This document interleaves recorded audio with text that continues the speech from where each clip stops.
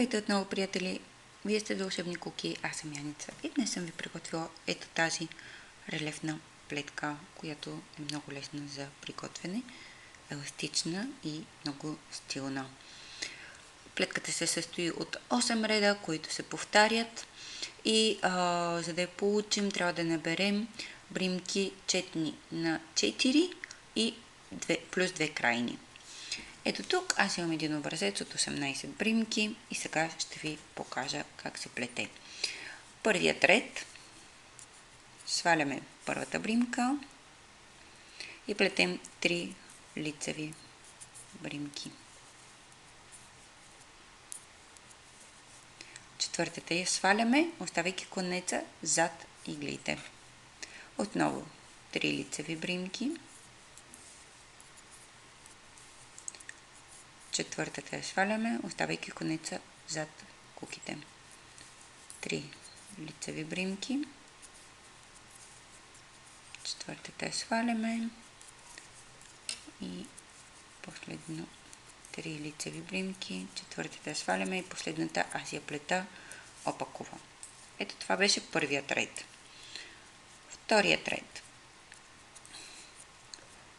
Бримката, която не изплетохме, я преместваме отново от лявата на дясната кука, оставайки конеца този път пред куките и плетем 3 опакови бримки.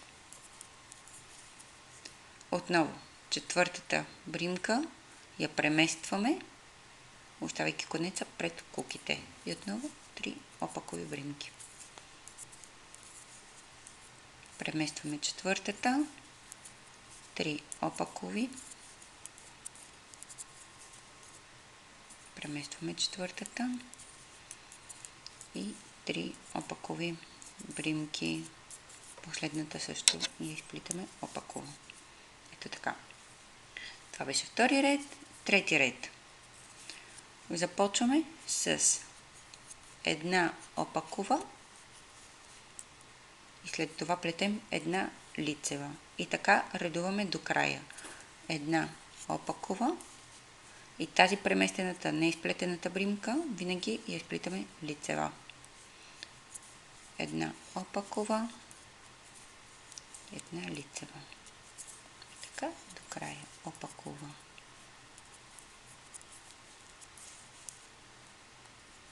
Лицева.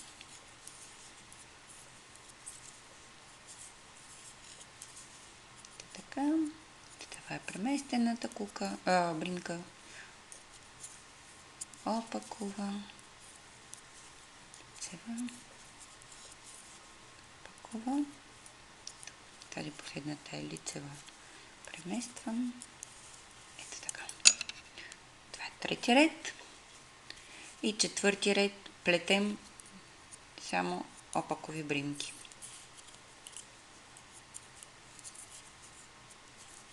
Довършете сами. Сваляме първата бримка, изплитаме една лицева и следващата я преместваме без да я изплитаме, оставяйки конеца зад куките. И отново 3 лицеви бримки, както в първият ред. 3 лицеви и четвъртата я преместваме. Това, което направихме, беше само за да спазим симетрията и да можем да получим тези ромбове. Така, 3 лицеви. Преместваме. И тук си довършваме с 2 лицеви. Така, щом довършихме с 2 лицеви, то 6 ред ще го започнем с 2 опакови. И следващите преместваме, оставайки конеца пред куките. И така продължаваме с 3 опакови, и четвъртата я преместваме. 3 опакови, четвъртата я преместваме, 3 опакови, четвъртата я преместваме. И тук ни остава една опакова и крайната винаги опакова.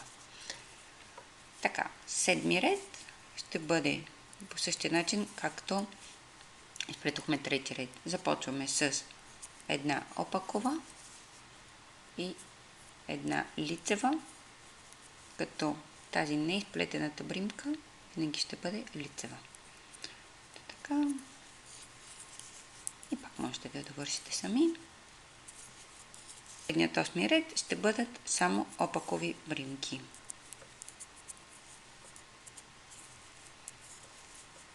Така довършите сами. Както виждате, ето това е резултата. Много е лесна за изработване и също така много красиво стои. Надявам се да ви е харесало отново това видео.